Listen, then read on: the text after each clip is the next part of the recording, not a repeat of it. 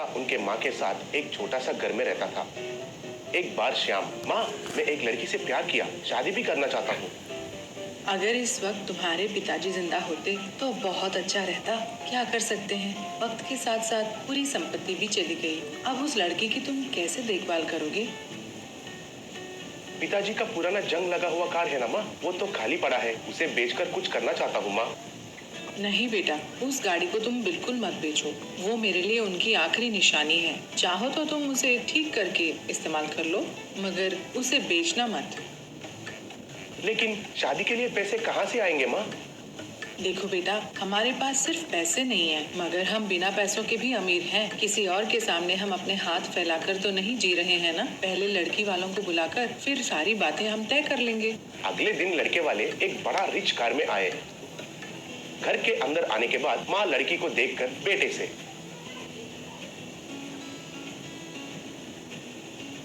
लड़की तो बहुत सुंदर है बेटा, तुम्हारे लिए एकदम सही है, कहकर लड़की वालों से, देखिए हमें लड़की बहुत पसंद आई है और अगर आपको भी लड़का अच्छा लगा तो हम शादी का मुहूर्त निकाल लें।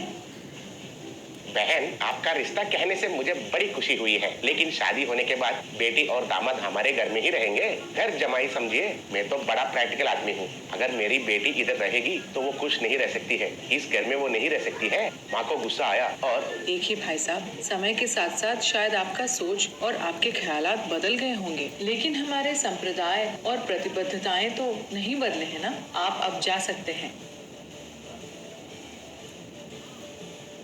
वे लोग जाने के बाद बेटे से, माँ, देखो बेटा, आज एक आदमी ने आकर उसकी औकात दिखाई, कल एक और आके उसकी औकात दिखाएगा। अब तुम्हें अपने पैरों पर खड़े होने का समय आ गया है। कुछ नौकरी ढूंढो। अब नौकरी करना है तो कैसे? ठीक है, कुछ तो ढूंढता हूँ माँ। बेटा, और कुछ नहीं, तुरंत पिताजी के कार को रिपेयर करवा के टैक्सी की तरह उपयोग करो। कुछ तो कमाओगे ना। तब श्याम, जैसे उनके माँ ने कहा, वैसे ही उस कार का मरम्मत कर रहा था।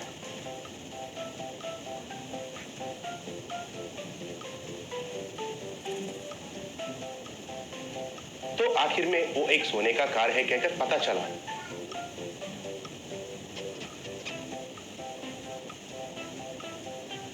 तुरंत उस कार को माँ को दिखाकर, माँ, ये साधारण कार नहीं है माँ, सोने का कार है, देखा बेटा, पिताजी का आशीर्वाद हमेशा तुम्हारे साथ रहेगा। कहकर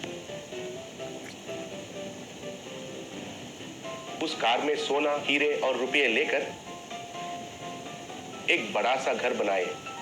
बाद में लड़की का पिता आकर, बहन मुझे माफ कीजिए, कहकर उनकी बेटी और श्याम का शादी धूमधाम से मनाया।